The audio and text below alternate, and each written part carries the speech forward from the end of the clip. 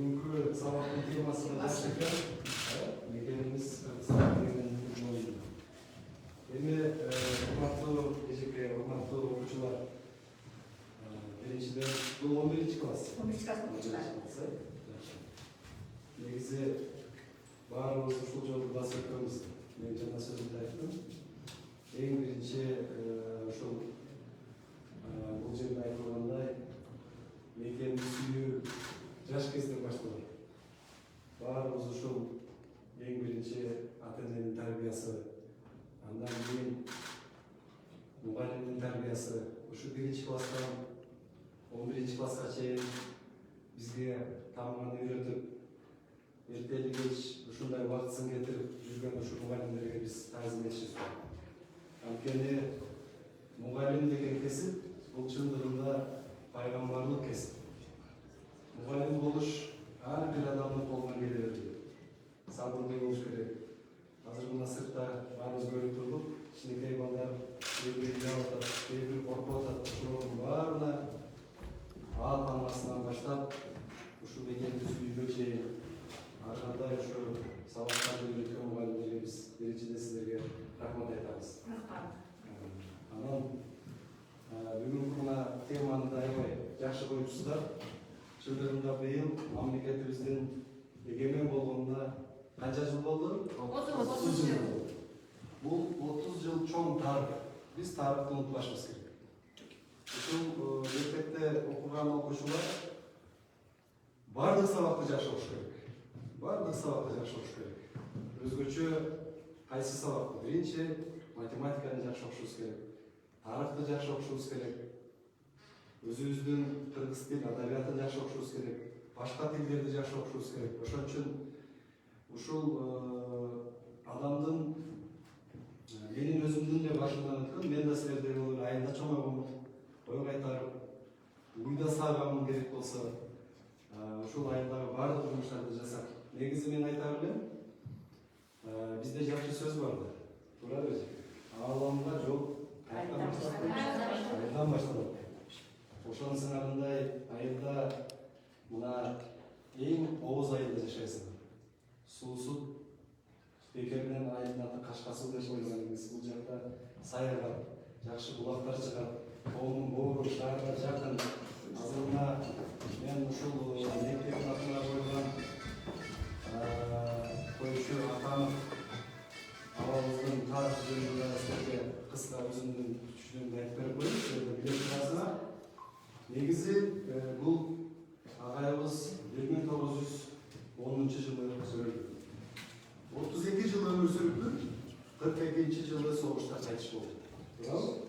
Бирок ушул 32 жыл өмүрүндө мен деген китептерди жазып, ушул алифбени жазып, Абрамов менен чогуудан кийин биз кириллица таңбай келгенде аларды да жазып берип, ушул кишинин жашоосу бизге өрнөк болуш керек. Ушул жөнөкөй айданчылык азыр мына ага чейин дагы менден кийин агайыбыз сүйлөбөдү, Улуттук университетте иштейт экен, географиядан сабак берет экен. Айтпады кандай шартта окуганбызды. Эми азыркы агай кандай шартта окуса, анда Тойчу Актанов андан да оор шартта окуган.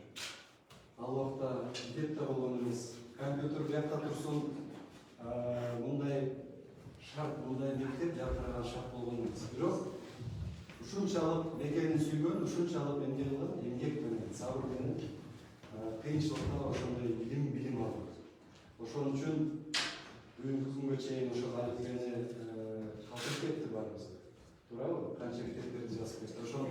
Ушундай мектепте, жалтыраган мектепте ошол Тойчу Актанов агайдын туулуп өскөн айынан силер бул жерден эч бир начар окуган бала чыкпаштыр. Туура?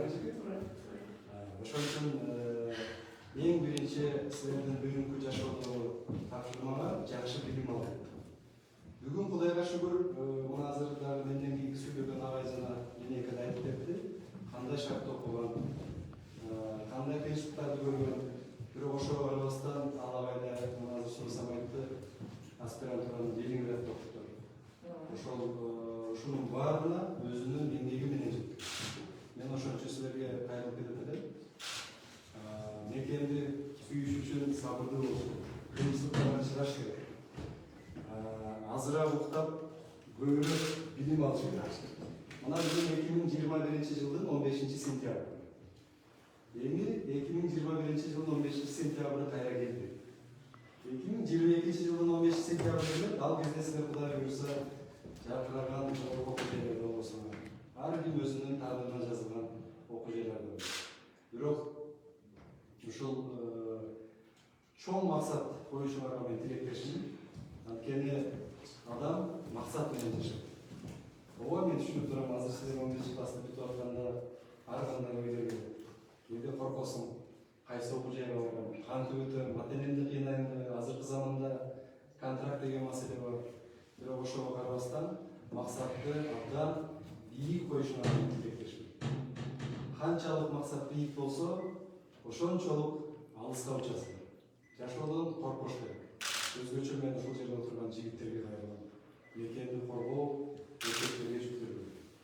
Бирок ошол эле мезгилде бүгүнкү күндө мына биздин тарыхыбызда дагы не деген биздин улуу айылдарыбыз чыккан, Кыргыздан кыз Сайкал чыккан, Курманчан энебиз чыккан, эгемендикти даңызалап чыккан, аялдардын укугун коргогон Уркия Салиева чыккан. Ошол сыяктуу быйыл эле мына биздин спорттогу ийгиликтерди карасаңыздар, Айсулуу Тунубекова, Акжол Махмудов жана башка биздин улан кыздар Кыргызстаныбызды дүйнөгө таанытып келди. Спорт жагынан. Ошон үчүн ар тараптуу өзүбүздү өнүктүрүшүбүз керек. Бул негиз алганда азыр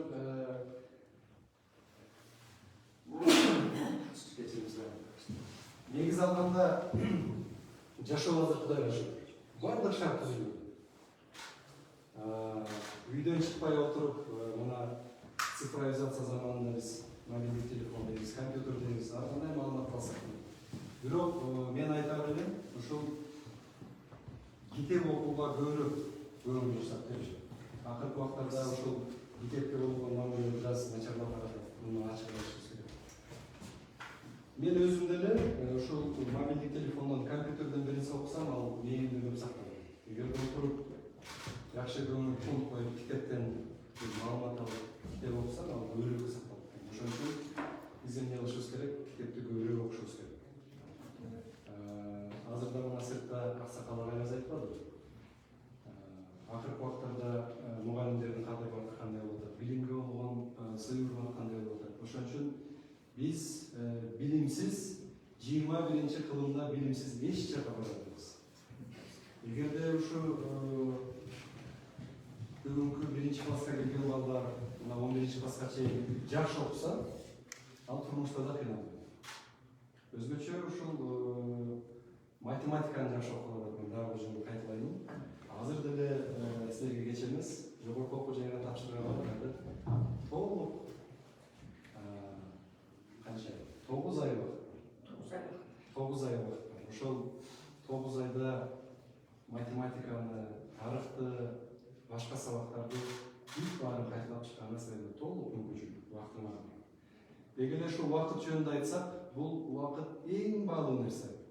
Ким убактысын пайдалана билбесе, убакыт эмнеде? Адамды пайдаланат. Ошон үчүн мен каалар элем, силер ушул убактыңарды туура пайдалансаңар.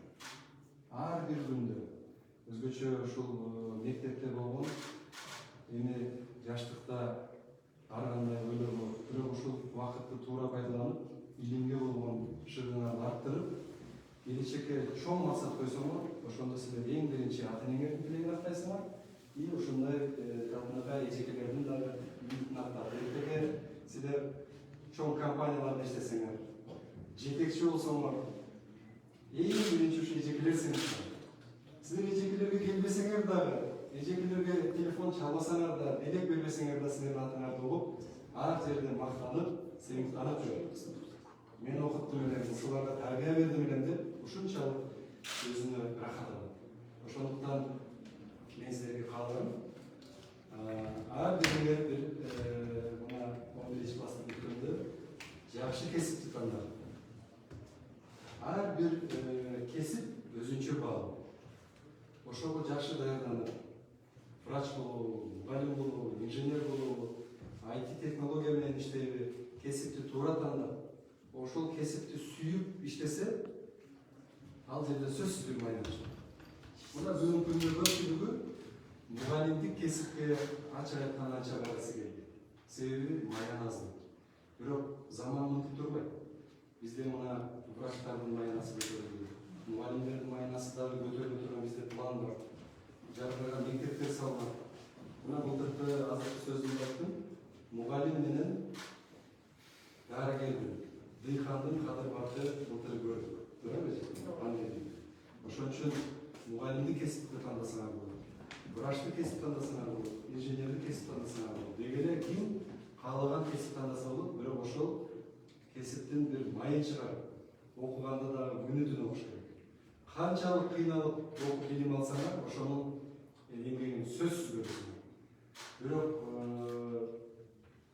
билимге жакшы көңүл бурбай, эптеп-септеп вакыт өткөрсө, анда ал биринчиден ата-энесин кыйнайт, экинчиден ийин келечекте анын үзүлүн каймагын адис катары көрө албай каласың. Ошон үчүн мен ушул бул жерден 11 класстын окуучулары окуп атат. Бир окуя жөнүндө кыска айтып берип коеюн. Баарыбыз билебиз, бул илгерки Осман империясында Фатих деген султан болду. Ушул аябай шок болду. Бирок өтө зээндүү болду. Баягы бизде сөз бар го. Бала болсо шок болсун. Шок болбосо жок болсун. Ошо сыяктуу шок балдардан бир жакшы тарбия берсе, жакшы билим берсе, ошол балдардан дагы өтө бир улуу сапатка чыгат. Жана анткени ал зээндүү, энергиясы көп болот. Ошол Фатих султан аябай жаш кезинде шок болуп, тартипсиздик кылып, бирок зээндүү болгон экен. Анан мугалим Фатихтин атасы да султанына келип айтып турду. Балаңыз тек-тек укпайт. Ушундай десе, ал дагы падышанын баласы болуп, мугалим барып атасына айтып атат, жакшы окуп атат балаңыз, укпайт десе, анан падыша айтып. Анда мен сабагына келем, падыша катары. Ошол кезде өлкө жетекчиси келгенде мени катуу айтып коесуз. Чыгып кетиңиз деп. Ошондо бала значит коркуп калат. Бул падышага мугалим катуу сүйлөп атса, мен мугалимге башын ишим керек деп коркуп калат деп, баланын атасы мугалимге ошентип экөө сүйлөшүп. Анан сабак өтүп атканда келет. Султан келет. Келгенде анан мен сабак өтүп атам, тоскоол болбоңуз, чыгып кетиңиз деп катуу айтат. Анан аны көргөн Фатих, келечектеги султан коркуп, 1-2 күн жакшы окуп, тартиптүү болот. Бирок кайра эле 2-3 күндөн кийин ал ошол кездеги Фатих кайра шоктонуп мугалимди укпай баштайт. Анан кайра барат мугалим. О, падышам, бул балаңыз кайра эле тартипсиздик кылып атат дегенде, анда мен кайра барам, мен барганда сабакка киргенде чыгып кетиңиз дегенде чыкпасам, мени жака бир чабасыз дейт мугалим. Анан келет, сабак өтүп атканда келгенде анан падышаны мугалим ыйлап жака бир чабат. Анан ошону көргөн Фатих андан кийин бир да тартипсиздик кылбай, ошондой жакшы окуп калган экен. Ошондо элге сөз тарайт. Мугалим падышаны жака чагып айтканын уйлаган. То есть муну менен мугалимдин даражасы ушунчалык падышадан дагы өлкө башчысынан дагы жогору көтөрүлөт. Ошон үчүн биз мугалимди сыйлашыбыз керек, мугалимдин айтканын угушубуз керек. Анткени мугалимдин бир эле максаты ушу балдар жакшы окуса, жакшы чыкса, келечекте бир өлкөгө пайдасы тийсе, жок дегенде үй бүлө курганда дагы үй бүлөнү жакшы башкарса, ошол үй бүлө дагы өзүнчө бир мамлекет, баарыбыз билебиз, туурабы? Ошон үчүн келечекте ушул айылга, мугалимдерге, ата-энеңерге, деги эле Кыргызстанга пайдамды тийгизем, жакшы жашаймын, тамеки тартпай, спирт ичимдиктеринен алыс болуп, спорт менен дагы машыгып, эрктүү, ушул бүгүнкү айтып тургандай мына эгемен Кыргызстанды кийинки муунга жакшы көргөн десеңиздер, бүгүнкү күндөн баштап ушу жакшы болот. Ата эненин айтканы мен жана сөзүмдө айттым, ушул бүгүнкү күндө биз тарбия жагында бир аз мугалимдерди таштап коюп атабыз, өзгөчө орто жаштар. Мугалим көбөйүш керек, биз эртеден кечке жумуштабыз. Мен ага макул эмесмин, анткени тарбия иштери үйдө. Үйдө ушул ата энелер мектептен келгенде сөзсүз көзөмөл жүргүзүп, деги ар бир адам өзүнө отчет бериш керек. Ошол сыяктуу силер дагы ар бир күнүңөрдө өзгөчө 11 класстар күнүнө өзүңөргө отчет бериш керек. Эмнени үйрөндүм? Кечеги күндөн бүгүнкү күнгө жылдым, бир кадам алдыга жылдым ба? Эмнени үйрөндүм? Келечекте эмне күтүп турат деген суроону ар бирибиз өзүбүзгө беришибиз керек. Кыргызстандын келечеги силердин колуңузда. Силер дагы кийинки буунга Кыргызстаныбызды мына өзү айтып тургандай мекенибизди эгемендүү кылып өткөрүп беришибиз керек. Азыркы коомдо өтө деле бир курал менен атышкан чоң согуштар болуп атат. Акыркы ушул коомдогу согуш бул билим менен адамдын ушул жакшы сапаттары менен. Ошон үчүн мен силерге кааларым, убактыңарды туура пайдаланып, кесипти туура тандап, мүмкүн болушунча көп издениш керек. Мугалимдин берген эле тапшырмасын аткарып келсеңер, анда силер алга жылбайсыңар. Мен ачык айтып коеюн. Мугалимдин кийинки өтө турган сабагына алдын ала даярданып келиш керек. Ошол окуучу алдыга кетет. Эртең 16 сентябрда кайсы сабак өтөт? Силер бүгүн ага даяр туруш. Алдыга кетиш керек.